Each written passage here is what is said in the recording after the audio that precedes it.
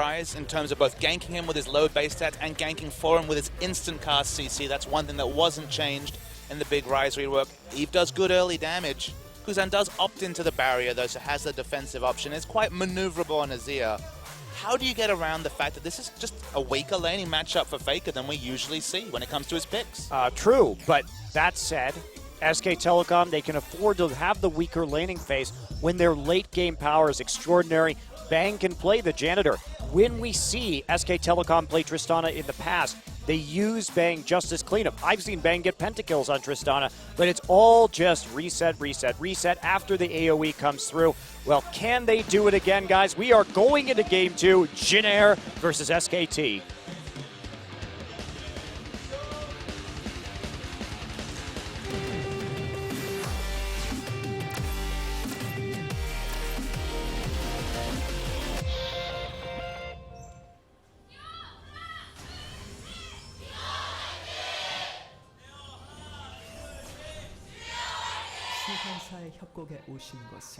This is the last, potentially I should say, last game of the first round robin this season, and we're going to take a look at our Korean casters right there, of course.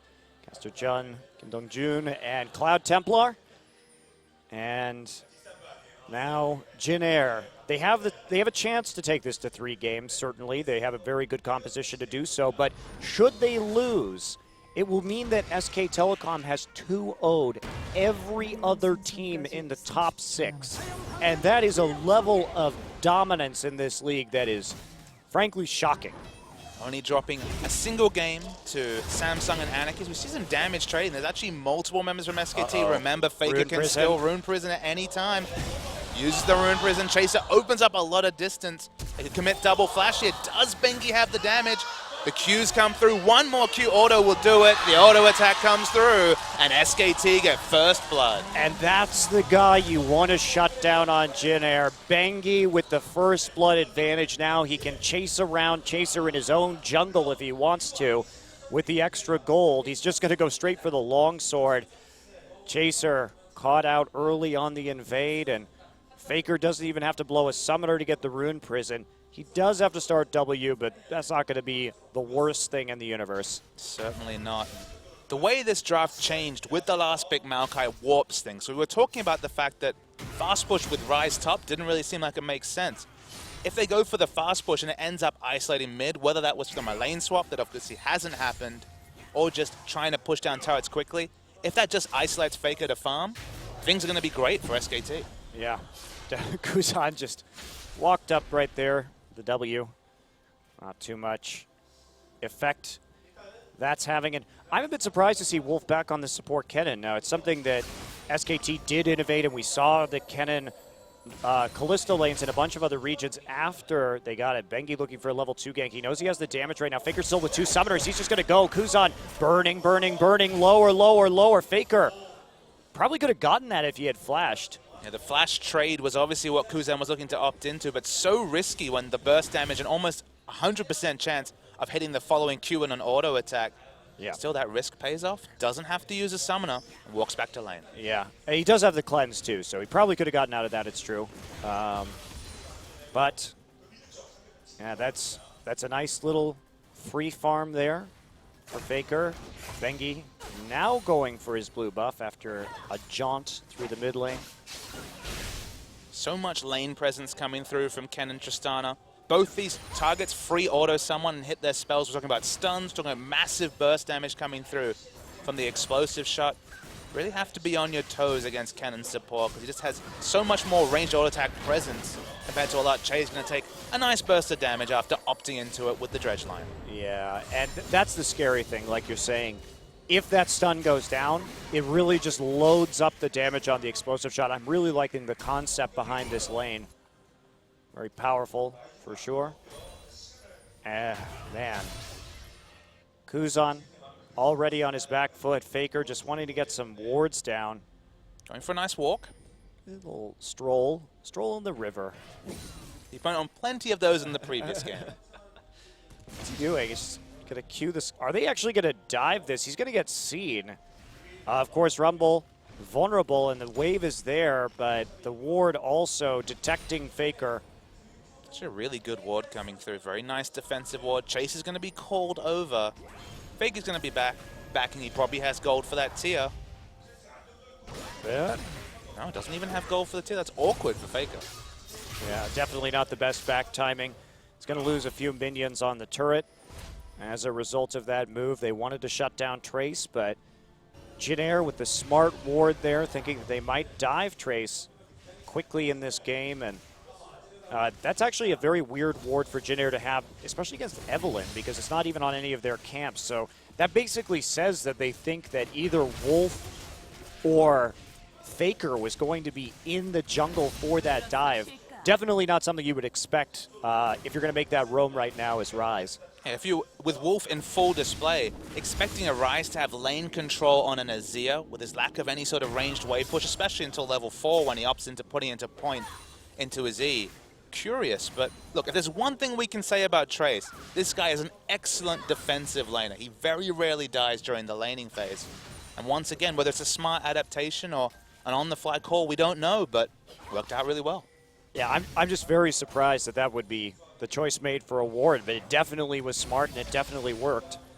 It's not something that we see too terribly often. Still going to be the W max in the mid lane, so still looking for perma-root effectively with the W. Falling a little bit behind in CS, but to be expected in this matchup. Bengi loading up on wards as he hits that recall, and no real opportunities yet outside of that awkward level 1. And Jinair catching back up in terms of gold, thanks a lot to the mid lane CS from Kuzan. And Chaser losing his flash, man, he didn't even opt into walking around lanes, and he's built up a lot of experience. Level 5 already, actually out-leveling Bengi despite the first blood. Certainly doesn't have the items to compare, but he's used his time to farm. Yeah, there we go. Chaser on the bottom side pops the Raptor buff to clear the ward as Bang and Wolf quite low. And having to be the first dual lane to recall. Trace gets caught out though. Marin here. There's an equalizer down. Trace trying to turn it around. He's backing up. He's overheated. He is going to kill Bengi. Can he get Marin too? He's in the minion line. No.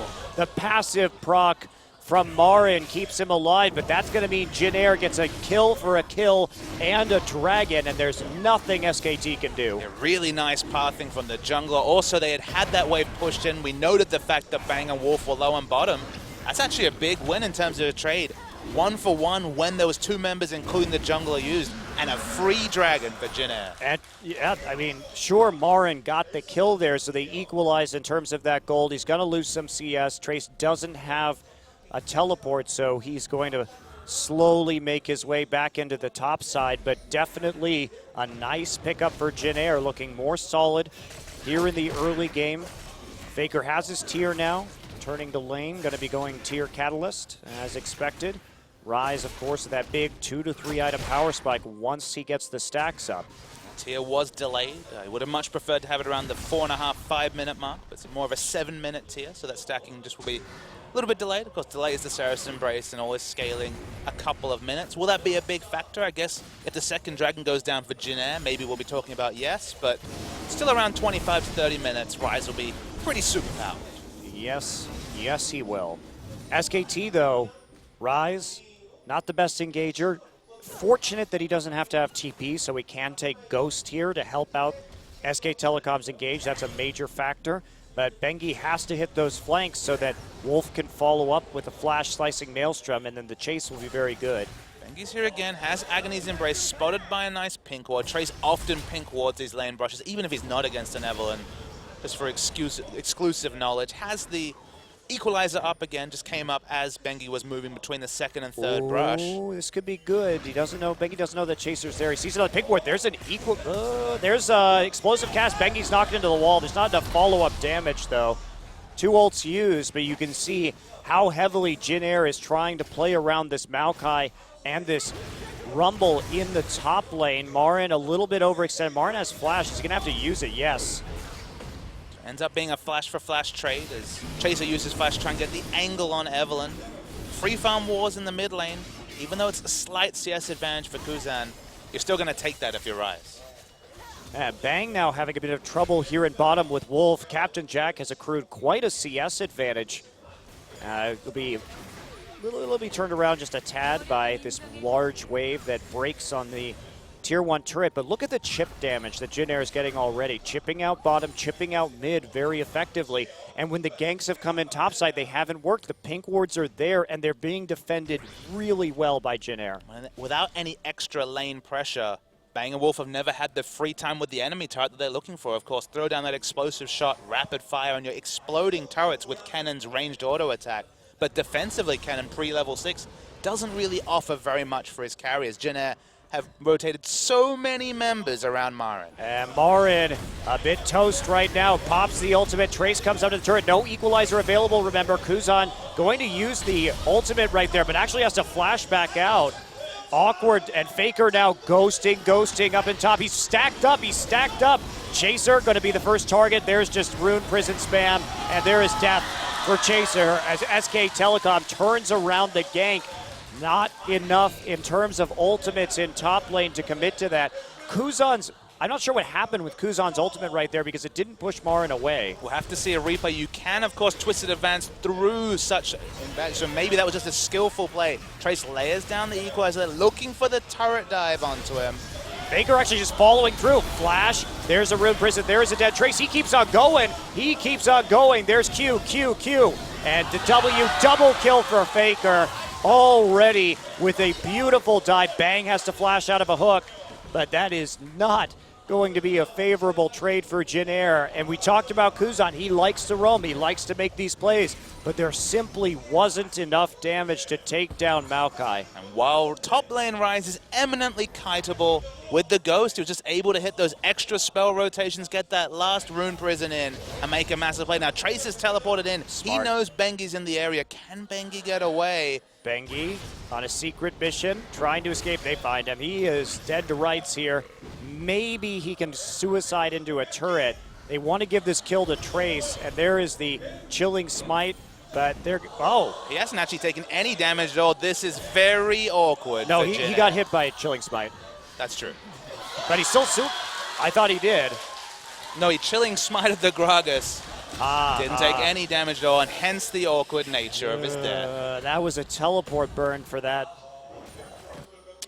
Definitely not an optimal use of that summoner spell. Well, this is awkward. Faker is 3-0-1, his same score as last game in total, except he's Rise, and it's 12 minutes into this game. Kuzan just going to bring it back around. Chaser's here. Can they kill Faker? Wolf also is going to have to back off of that one. Will he get hooked? Yes, he will. Actually, Jinair going to turn this into a couple. Kuzan with the pickup. Hard to say why Wolfers didn't even have Slicing Maelstrom available. Had already used it previously. Still level 6 though. Kuzan with the Azir Sec play gets that kill onto Faker. At least something cause of optimism in the mid lane. And they get the turret. So Faker goes down, gives up a lot of gold with that shutdown. Crucially, Monte Cristo taking down GBM's turret at what, 14 minutes into game 1? GBM was a non-factor, and Faker played smartly around that. Kuzan this time takes down Faker's turret early. Rise not known for his counter pushing, so they can try and exert control. They certainly got the wave control on bottom, as they're even just choosing to leave this turret up and force Bang to continue what has been a horror laning phase for him. Well, they want to just build up a wave to push through right now so that they can get the dragon right as it spawns. Kuzan had time to shop. Bengi wants to get a flank. They have pings going down. They see Bengi with the pink ward. Vision over dragon complete for Jinair. So they're trying to fight their way back into this game. They find themselves with a gold lead after the turret kill, but they don't have necessarily the presence on the dragon, and they don't have TP. Oh, Dragon's already down to 2,000 health. It's going to be very difficult for Jinair to contest this. Nice poke damage from Kuzan. They're going to engage. Eve does pick up the Dragon. Ultimate used, and here comes Kuzan. And Chaser also isolating Wolf. Jack with the Sivir ultimate. There is a great explosive casket equalizer. Bang's going to fall. A triple kill for Kuzan. And that is a powered up Azir. Now for Jinair, how can they fast push this? Trace still on the HUD, going to actually flash. There's the... he's going to back off as he overheats, and you see the teleport come in from Marin. Kuzan keeping him at bay. Chaser there as well. Marin in a world of hurt between 3 Jinair members as he tries to save Faker. Faker can't make the play. unnecessary sacrifice, and now Jinair doing well. A really poor teleport coming through from Marin. Should have canceled it. Faker should have called him away. Didn't have mana. He was at half health as that engage was happening. 4 kills for a dragon. Jinair, well, they'll definitely take that. Yeah. But, has to be said, SKT, lots of power in the late game. They still can come back in this. The 2.5K gold differential is not something that can't be overcome with their composition, but they have to play a little bit safer. They've given up a lot of unnecessary kills after responding very well to the dive in the top side. Teleporting back in, just Faker overextending, Wolf not being able to turn it around, and Kuzan has been the major beneficiary of all of that, moving to 4-1-2 on this Azir. It's heartening to see Jinair still playing good League of Legends, crucially in Game 2, because Monte Cristo, we've seen a lot of even Game 1s against these top teams like CJ, like KT, maybe at least for portions of Game 1, but Game 2s, they've been Master Yi time, they've been the stomps that we've been seeing. Jinair, they're actually comfortably ahead at 15 minutes, 3K gold lead almost, 2,500 gold lead, and playing smartly around their power. We've seen multiple times down bottom, Sivir and Captain Jack and Che have just had the lane pushed in, and playing around that has brought some advantages for Jinair. And Tristana. In terms of advantages on the other side for SKT, where is the fast push? Maybe it's going to come in now. Maybe they can trade Tier 1 for Tier 1. They will be able to. Look at that damage. Just haven't had the free time. This lane has been torn apart by the Sivir Nautilus duo, and these are the two champions that Jinair have been playing so regularly. These are the sort of champions we thought would be targeted by bans by SKT. But left open, you can see the power of Captain Jack and Che, and it's crucial that when this duo came into the lineup, that's when fortune started to change for Jinair. That's annoying. Marin going to go in. Wolf there with the follow-up. Faker starting to move up into the top side. Jinair wants to back off. They will do so with a flash and an on the hunt. Trace actually canceled his TP. Okay. So draw out that TP summoner. He'll have to walk over for the next dragon because he will not have the summoner available. So Jinair right now, they've got to do the fast push. There's very little wave clear on SK Telecom. Faker going to have to get pretty close and pop his ultimate if he wants to do that. Of course, Maokai not going to offer much, and Tristana does need some time and some auto attacks to clear waves with the explosive shot.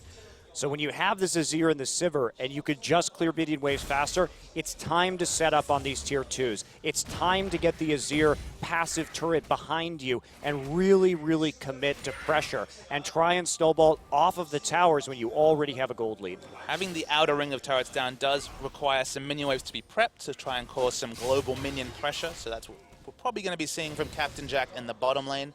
Faker's rotated himself to pick up the farm, because of course he did. We saw the previous game. It's what he loves to do. But yeah, if they can prep some minion waves, they have very good turret damage. They don't necessarily have a lot of range, though. Kuzan, excellent for the disengage, though. Let's see if they can try and set up one of these scenarios where they can get safe turret damage. Here we go. Like clockwork coming in. They want to get it. Bang, actually, big poke. You can't say Kuzan doesn't have a lot of items. So they're going to try and get Trace at the top side. He will just die. And that is a major problem, because now that siege is going to be stymied to a certain degree because it is a 4v5. They have a small window when this minion wave comes in of 4v2 with low wave clear. Can Kuzan zone them away? They're going to get at least chip damage onto this turret. Of course, remember, they do have the sun turret behind them, but not a significant amount of turret damage put down. No, and that ultimate from Faker very quickly clearing out the mid wave. So Trace's death there actually costing them a little bit because they couldn't simultaneously advance the wave in the top side while applying the mid pressure with 4 members. So that's a big time window that has been avoided by SKT. It's going to take a while before Kuzan has the passive to make that move again. It's been a long time since I've seen a team have such vision control over SKT. Look at Jinair's wave wards around the blue side area, around Dragon. They have excellent ward coverage. Some of them starting to be cleared, some answering wards coming through from SKT. But Jinair have set up excellently for the Dragon, which spawns in 40 seconds time. Can they make it work, though? Chaser is on the top side, so not an ideal position, but they're anticipating this gank already. Bengi's there. Marin's there. Can they turn around? Here comes Bengi. They know he's coming in. Chilling Smite down onto Trace. Equalizer drops immediately. Marin in a bit of trouble. Marin also has a lot of MR right now. There's the overheat. They want this damage. Explosive cast for the disengaged. Chaser on the ropes. Turns the heat onto Bengi. There he goes, but Wolf joins the fray. Trace goes down. Chaser's going to go down. But does that mean that the Dragon goes to Jinair? And there's a double kill for Marin as he just gets tankier and tankier and tankier. Rise chasing down Sivir in the bottom lane, already forced out the ultimate. In fact, Ghost used as well. Will they try and re-engage? Kuzan can jump over this cove. Okay, there we go. Depth charge. Faker's knocked up, straight into a hook. Captain Jack with a lot of autos, and Faker will die on this Rise. The fight over Dragon continues. Both top laners have TP if this fight continues. Don't face check.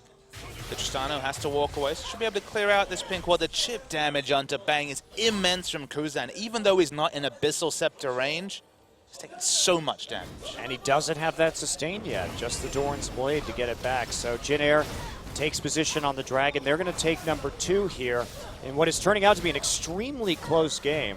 It's what we were hoping for from game 1 before Faker decided to play basketball with his own ball. Now, you know, I've seen this before, Papa Smithy. Can I see the replay? This was Flash Nice spell shield. and Ghost use, but spell shield mechanics is something that Captain Jack was always well known for. And the moment that the dredge line registered, you knew this was going to be a definite kill for Jinair with no summoners on Faker. Yeah, just the constant CC from Nautilus. Easy lockdown onto Rise. So, I've seen this before, Papa Smithy. I've seen close games with SKT. I saw KT play one in their first match earlier this week. But then SKT comes out, they win one team fight, they take Baron, and the game is over. So and there's always that chance. It's those teams that are assertive around taking Barons. EDG, of course, were famous for this both last season and towards the start of this season. SKT have been excellent in parlaying any sort of pick, sometimes only one pick onto the jungler, into a Baron at 23 to 26 minutes.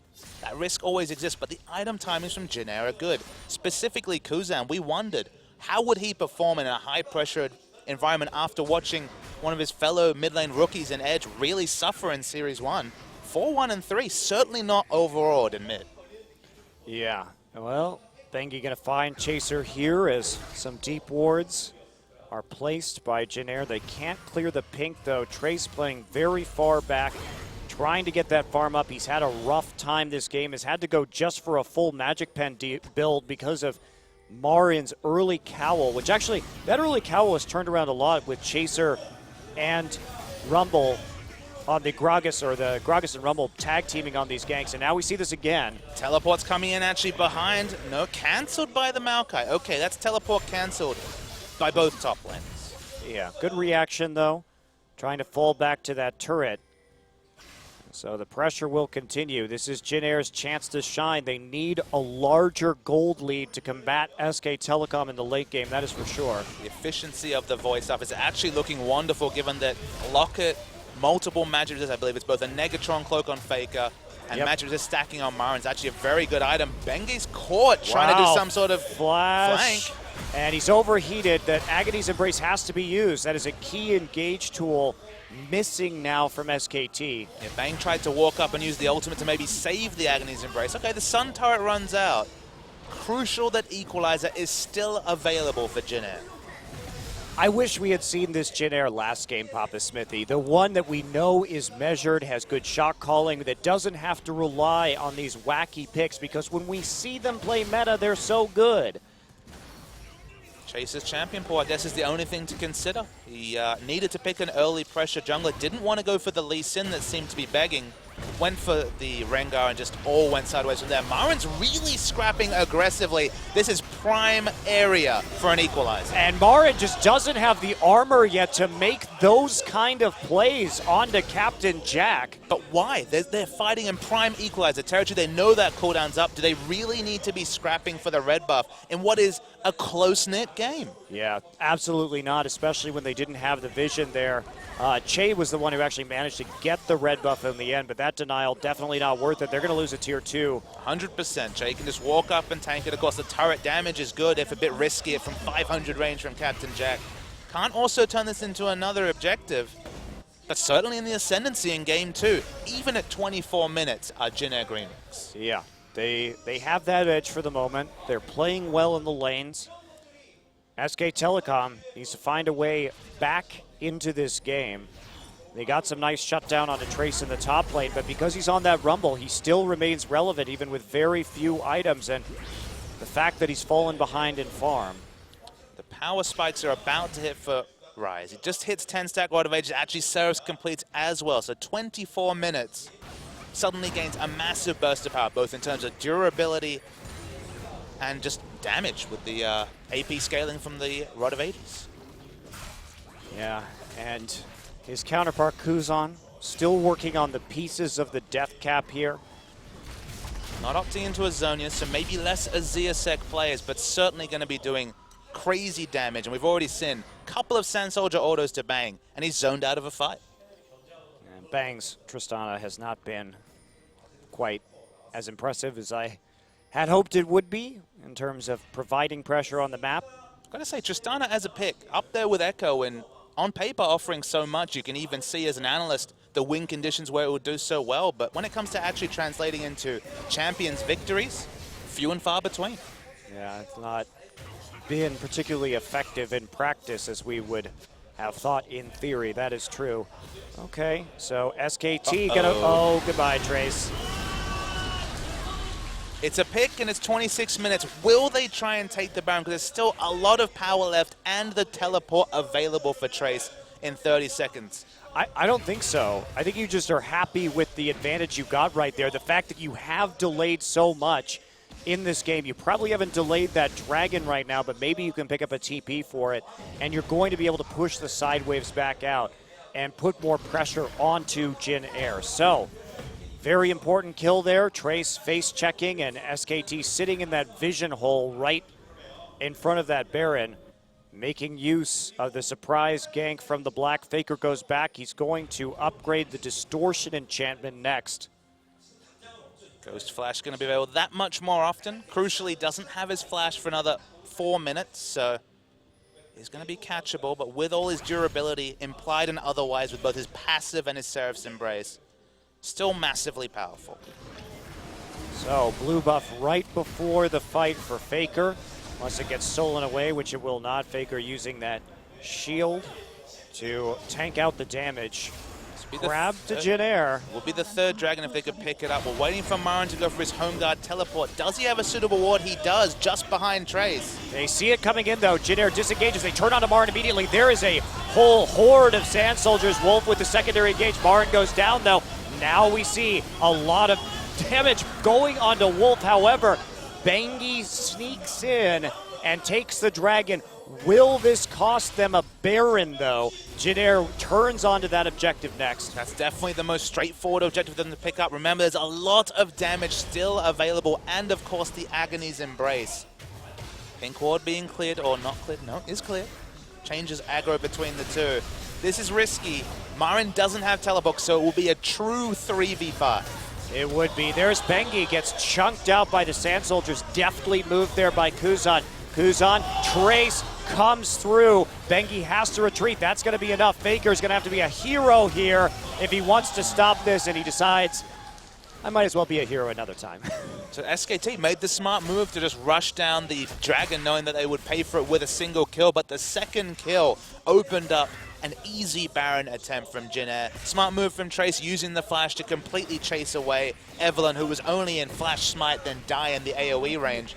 Bang pushes down a outer turret, but the Baron buff could be what is required for Jinair to finally break the base. Yeah, you have to believe that that is likely going to be true. Bang with the static shiv now, so he has more wave clear. And SKT broke up, played nice defense, got the waves all pushing at their side after deciding not to commit to that Baron. So it's going to be a while before Jinair can actually pressure any kind of inhibitor turret here. They bought themselves a bit of some breathing room, but that is it. Sweeper comes through. They spot Faker, who was just looking for a cheeky pick at someone trying to push up the side wave solo. Maybe just the outer turret's going to be the safer objective. Breaking the base is definitely what you want to do during the 3-minute duration of Baron. But for now, with the side minion wave so out of whack, very difficult to pull off. Faker actually taking the Gromp right there from over the wall. And now Jinair, they have the bottom minion wave in prime position. They're moving forward. They want to take the remaining tier 2s. Going to get one for free. No possible defense there from SK Telecom unless they wanted to seriously invest in an engage. I mean, you mess up and engage, 1 or 2 members die, you at minimum lose your inhibitor, so it's not worth it. The risk-reward certainly isn't there. You need to opt into smart decisions. That has been SKT's playbook this whole season, is making the informed decision wherever possible. So here you go. Che getting the necessary wards down to make sure they know who is going to be behind that turret and that they can threaten anyone who wants to defend. SKT pushing aggressively into mid, completely out of position. Jinair, when it comes to respond to this push, they're actually not really achieving much of anything, Wow. and Bane's getting free time. This is what Tristana does best. This is the reason that teams are experimenting with the pick, but here's the engage. Now they're on a choke though. Faker's there. Faker gets knocked around with the explosive cast. Equalizer goes down, but here comes Faker. He's on to Chaser by himself. How much damage can he get done? Marin trapped behind the Azir ultimate. Bengi still on the run. Bengi trying to escape. Chaser gonna finish him off with the body slam and an auto attack. And opting into a choke sounds bad against the AoE damage Ryze can put out, but it's so much worse against Trace, who literally goes Equalizer-centric with the small amount of gold he's able to pick up. It's going to be an inhibitor turret threatened, but 20-second death timers for SKT. Yeah, still very early in this game for Baron breaking buff the wears base. off. And no more Baron buff. But that said, no wave clear either from SKT, that they don't have to walk up very close to a dangerous Jinair Green Wings. An inhibitor will be the prize that Jinair earns from that last fight. And backing away, just look at the wonderful vision Jinair's been able to put around this blue side ever since, what, 15 minutes into the game. They have littered SKT's map with wards. Now they've even extended it to the red side jungle. There's few and far between flank wards open for Marin, and his teleport doesn't cool down for another 30 seconds. Yeah, speaking of those flank wards too, that's been a strength of Jinair, is clearing those or at least having pinks so that Evelynn can't engage upon them. If we look at the way Jinair plays, they play very well in kiting. They play very good vision around their sides when they want to push up. And look at the number of wards, like you're saying, that are down on the map already. Jinair, always a team that's been comfortable in sieges. Was most impressed by Jinair's play against CJ Entis, where with a poke comp, that of course was the Nidalee comp they were running, 4 warding totems and just warding every single crevice on the map. Opens up easy objective taking because you have so much advanced information, and this is the Captain Jack special. Never really opts into the scrying or improved warding totem has been his way. Well, I think that's actually more valuable in this situation when you're worried about those flanks from Marin and from Bengi and you are confident in your ability to kite them out, which you should be, because if you don't have that engage, Faker is going to have a really hard time getting onto you to deal the damage, so you don't necessarily need that. And also, we've discussed this before, but since SK Telecom only has 1 lens and it isn't upgraded, how are they sweeping out the sheer volume of wards with double Sightstone and 3 totems, upgraded totems, that Jinair is going to be able to place? You can't get rid of all the wards. You just can't. Yeah, everyone that doesn't opt into a Sightstone just picks up an effective Sightstone with the Greater Warding Totem. Faker almost gets picked. They try to come back onto Che, but a big fight is brewing. Yeah, Che gets picked for free right there. Marin, he's trying to clean this one up. Captain Jack dealing what damage he can, but it's not a whole lot to Maokai at this stage. Dragon is live. They want to poke. They want to get these Sand Soldiers forward, but SKT gets a very important fight. And there's the Aghanis's Embrace. They may have gone too far. Bengi trying to clean up Faker on the outside. Gets a Rune Prison on Trace. Equalizer's drop, but it's not doing much. Faker's just going to be able to clean this up. Faker is getting a huge AoE. Faker is going to get a triple kill as they turn it around. A perfect ace for SK Telecom. And now they're going just to chew through these turrets. Can they win the game with this Tristana? They're pushing against the super minions, but it might not matter. The Tristana does so much turret damage. Remember, explosive shot lowers the cooldown of the rapid fire, and then some 20 seconds on these death timers, and only Che to protect. And here we go. Che's going to do his best to keep them off the towers, but it's not much. They have the minion wave. This is going to be a win all of a sudden for SK Telecom. There is nothing that they can do as Bengi kills Che. 4 seconds left. 3, 2, 1. It is not enough. That is it. SK Telecom 2-0.